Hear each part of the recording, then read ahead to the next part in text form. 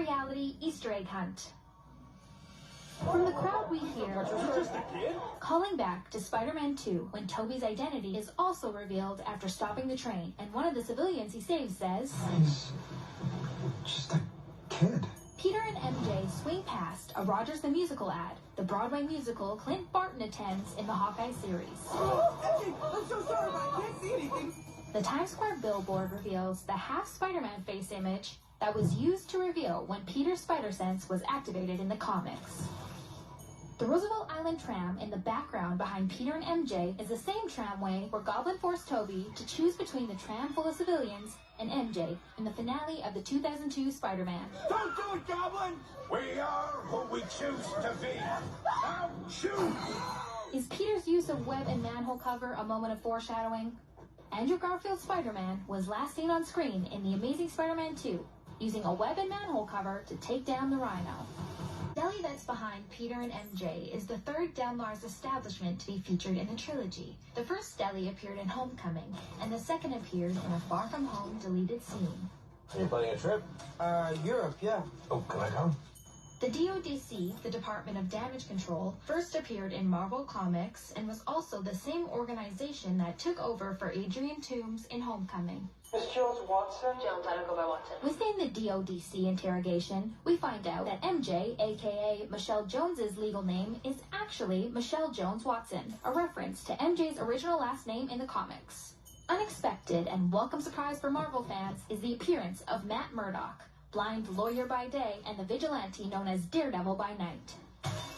Murdock's superpowered radar alerts him to the brick hurled at Peter Parker. How did you just do that? I'm a really good lawyer.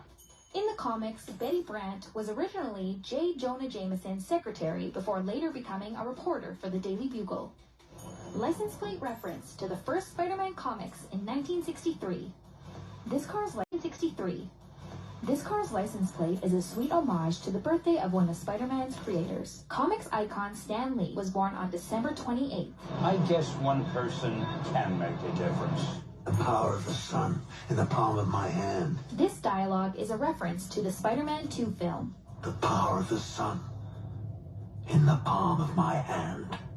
MJ discovers Strange's secret to the perfect goatee in the workshop basement. That feels weird, but I'll allow it. Feast is the homeless shelter May worked at in the comics and later in the wildly popular Spider-Man video game. This image of Peter in the Strange cape is similar to the zombie hunter Spider-Man in the cape from Marvel's What If. I just had a fight with Doctor Strange and I totally won. What? Look, I stole his ring thing. The purple hoodie Norman wears is a callback to the look of the comics with Norman in a purple hood. So, Peter Parker, what pernicious propaganda are you peddling?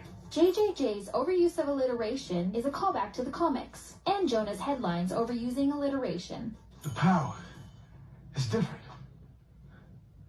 I like it. Electro's powers mimic the Yellow Star mask the character originally wore in the comics. You help a lot of poor people. I just thought you was going to be black. Is Electro's wish for a black Spider-Man a nod to Marvel's other wildly popular Spider-Man, Miles Morales? Looking closely at the silhouettes of the beings about to break through into our reality, we see a silhouette carrying a spear, which appears to be Spider-Man Rogue Kraven the Hunter. This looks like the Rogue with the deadly stinging tail, Scorpion. And last but not least, this image looks like the obscure but fan favorite six-armed Spider-Man. The grungily modest studio apartment Peter inhabits is a callback one Peter could barely afford in the original comics. Peter sewing his own suit is a callback to the comics creation of his first spider suit. The color and design of Peter's latest suit at the end of the film is most similar to the original look